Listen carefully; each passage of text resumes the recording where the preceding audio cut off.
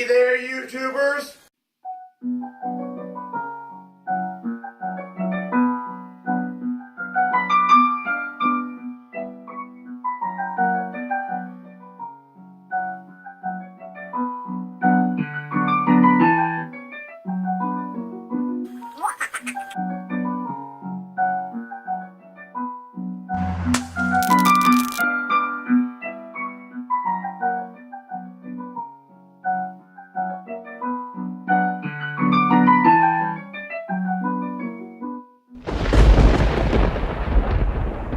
Professor Sheep here.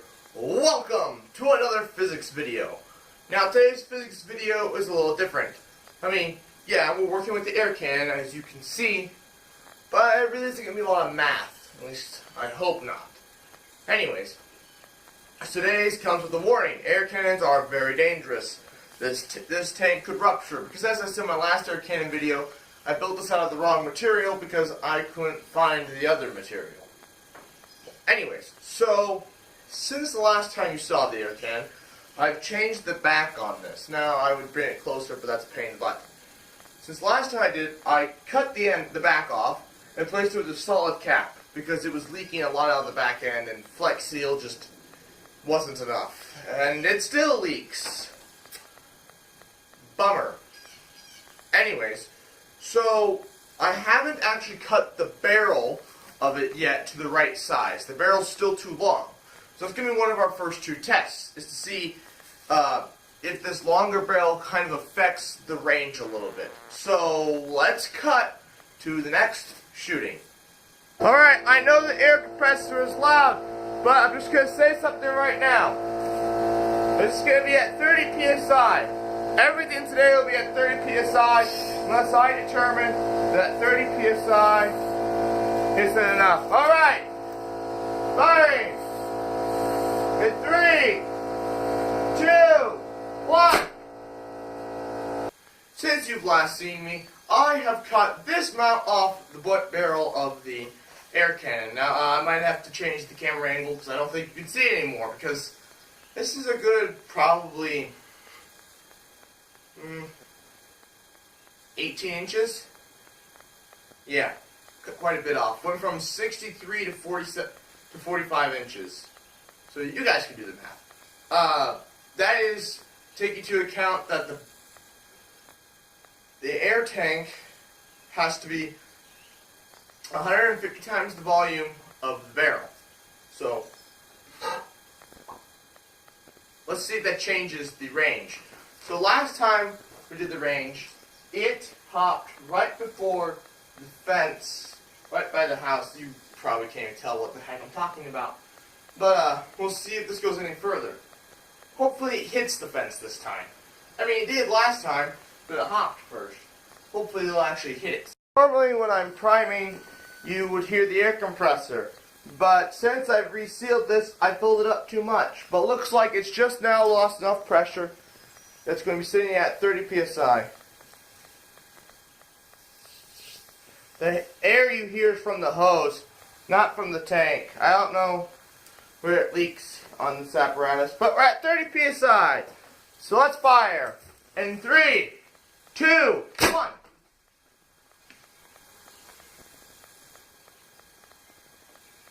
That's not good.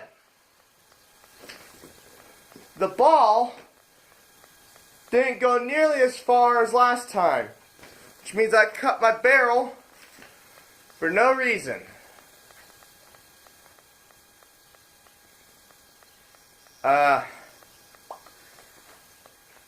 Let's find something else to shoot out of the air cannon. Why, hello there. I'm in my fun fact chair, and I have my fun fact book. Okay, kidding, neither one of those is correct. But doesn't mean we can't do a fun fact. So today's fun facts are centered around how we can get the ball to travel faster inside of our air cannon. Well, as I've discussed in my day or drawn experiment, DAE, my very first one, by the way, I talked about if you take the air out of the barrel, and it's just a vacuum, you can get the ball to travel faster.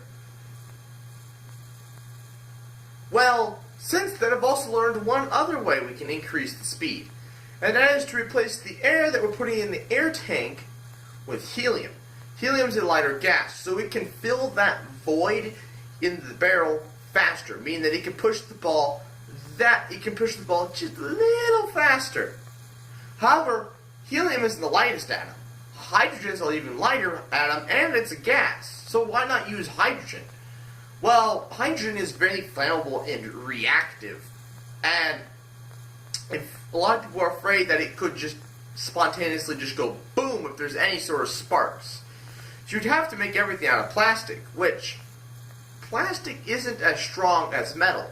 Sure, you could make a plastic air tank that could hold the pressure, but the thing would be very big and bulky and expensive, as we just use metal. But the problem with metal is, if there's a spark, you're done. Kaboom. So, what do? Well, neither one of these I will ever be able to do anytime soon. But that's today's fun fact. Oh, and the source for this fun fact is actually just a video, because Google just isn't as helpful as it could be. So yeah, make sure you check that out. I filled up my portable water balloon filler, and I have some water balloons, and we'll see what happens. I have a feeling this isn't going to end well for me. So this first water balloon I filled up doesn't really fit. So it's sticking out the end of the barrel. Let's just put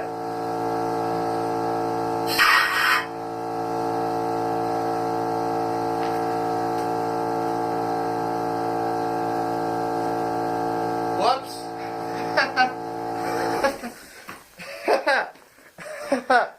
Whoops. I forgot to shut the valve, and so my water balloon just blew up. Fantastic. Let's try and redo this. Balloon. We're at 30 psi. I actually got it back into here, so let's see how this goes. In 3, 2, 1.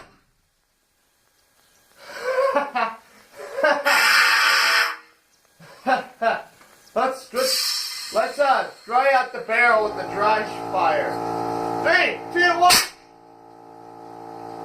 Alright, so I've gone ahead and I've loaded an apple. Now, I ate most of the stuff around the apple. Sadly, though, I ate too much and didn't make a perfect seal. But let's load this up with as much air as possible so it's not making a seal. So yeah, they're not all going to be 30 psi today. It's going to be whatever this is going to be. Nearly 90. So 3, 2, 1.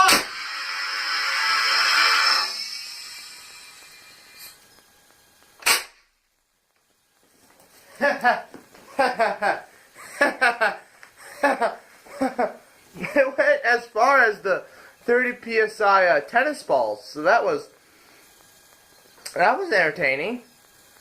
Let's wrap up. Well, we learned that water balloons are a little hard to load in this thin than I thought they were, and apples are just too tasty. And also, I think I cut my barrel just a tad too short. Well, I don't know how I would reattach a longer barrel, but I'll have to figure that out someday. Will there be a fun fact section? You've probably already seen it. Actually, I have no idea. This is just the conclusion. Well, anyways, I would like to thank you all for watching. Please like, comment, and share. New videos every Friday. And as always, good night. Ah.